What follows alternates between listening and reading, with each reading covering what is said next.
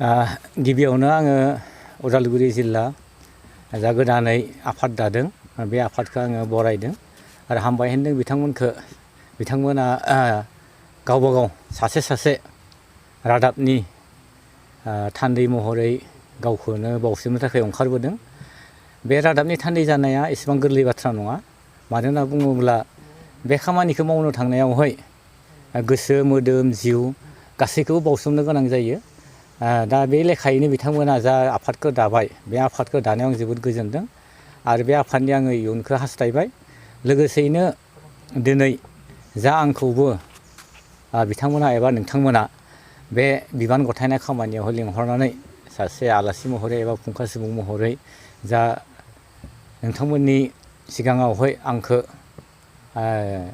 रादाबनि जाबायदि रादाबा मोनसे रादाबखौ जोङो होनांगौ एबा फोस्रावनांगौ बेनि सोमोन्दैहाय बुंनो एबा एसे गावनि मोन्दांथिखौ नोंथांमोननि सिगाङाव फोरमायनो जा खाबु होबाय बे खाबु होनायाव आं जोबोद गोजोनदों।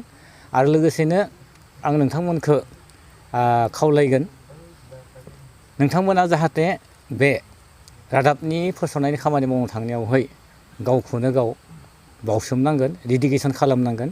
मानोना बुङोब्ला बे खामानिखौ मावनो थांनायावहाय गोबां सैसोनो गोनां जायो। बियो गोसो जायोब्लानो मावनो हानाय खामानि नङा बियो। नङाब्लाथ' गोबां मानसियानो रादाबगिरि जानो हास्थायगौमोन। नाथाय बेयावहाय गावजों लोगोसे बेयावहाय गोजौनि एबा आनान गसाइनिबो बेयाव बोरनि गोनांथि जायो। जाहाथे आनान गसायाबो नोंथांमोन साफ्रोमखौ बोर होयो। जाहाथे बे खामानिखौ मावलांनो हाथों आं बेखौ हास्थायबाय। दा जिहेथु गोबाव सम नोंथाङा खौरां बिजोङाव हाबा मावनाया गोबां बोसोर जाबोबाय। दा बे बिथिङाव नोंथांनि मोन्दांथिया मा? आं थारैनो बुंनांगोन आङो 2004 मायथाइनिफ्रायनो आङो प्रिन्ट मिडियायावहाय खामानि मावबोदों आरो बे खामानि मावबोनायावहाय जों नुनो मोनबाय माने बे खामानिया गोबां मा दङो हेंथा हेंसिनि गेजेरजोंहाय आवगायनो गोनां। गोबां सुबुंनि गोसोनि मोन्दांथिखौ हमनो हानांगोन आरो बे खामानि मावनो थांनायावहाय मोनसे थांखि लानानै मावनांगोन। जुदि थांखि गैयाब्ला सासे रादाबगिरि जानो हाया। मानो होनना बुङोब्ला थांखि गैयै सुबुङा लामा आन्दायनाय बायदि जायो। दा बेयावहाय रादाबगिरि जादोंहा खालि रांनि उन थाबायब्लाल' जानाय नङा। मानोना रादाबगिरि जानायनि बेयाव रादाबखौ फसंनायनि मोनफा मोनफा थांखि थायो। जेरैहाय बबेबा समाजखौ फोसाबनायनि, बबेबा हारिखौ फोसावनायनि एबा ओनसोलनि जा गेना गेनला थायो बेफोरखौ फोसावनायनि मोनफा मोनफा बिबान थायो। दा बेनिखायनो आङो सानदों बे खाबुखौ आंबो गोबां सम मोनबोबाय। दा बे लेखायैनो नोंथांमोनाबो बे खाबुखौ लागोन। मानो होनना बुङोब्ला सासे रादाबगिरि जायोब्ला बे कारेन्ट एफेयार्सजों लोगोसे गावनि ओनसोलनि बे रादाबफोरखौबो होनो थाखाय खाबु मोनो। दा बे खाबुखौ लानो थाखाय खावलायदों आं। नोंथांनाव मोनसे आं सोंथि खालामनो।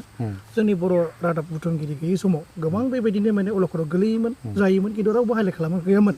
दिनै बर' सभा लैहोर फैनानै बेबायदि गावबा गाव पर्टेल खुलिनानै गोबां हाइलाइट खालामो। बेनि बेलायाव नोंथाङा मा बुंनो सानो?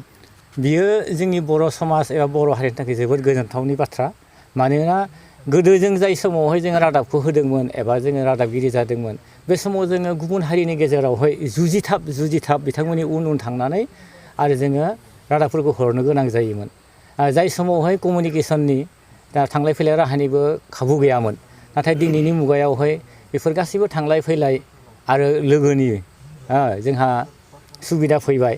दा बे खाबुखौ लानानै दायो जोंहा समाजा बे दा गोदान मुगायाव माने आवगायबाय। दा बे समजों खाबुखौ लानानै बे समजोंहाय समानै आवगायफानो थाखाय खावलायदों। मानो होनबा दिनैनि मुगायावहाय गोदोनि बायदि प्रिन्ट मिडियानि अनगायै दायो डिजिटेल मुगायावहाय सुबुंफ्रा बांसिनै गोसो होयो। बेनिखायनो बे डिजिटेल मुगायावनो नोंथांमोना खाबु लानो थाखाय आं खावलायदों। मानोना समा सोलायलांबाय थायो। गोदो प्रिन्ट मिडियायाव बांसिनमोन, दायो डिजिटेल मिडिया फैदों आरो बिदिनो सम सोलायलांबाय थागोन। दा बे सम सोलायनायजों लोगोसे आवगायलांनानै दा नोंथांमोना जा लैहोर फैदों जेरै दा जों उदालगुरि जिल्ला दाबाय, जोंहा मिरु आफादबो दङ। बिदिनो आफादफोरखौ दानानै इयुनावहाय गाव बे रादाबखौ फसंनाया गावनि जिउखौबो दानाय जायो।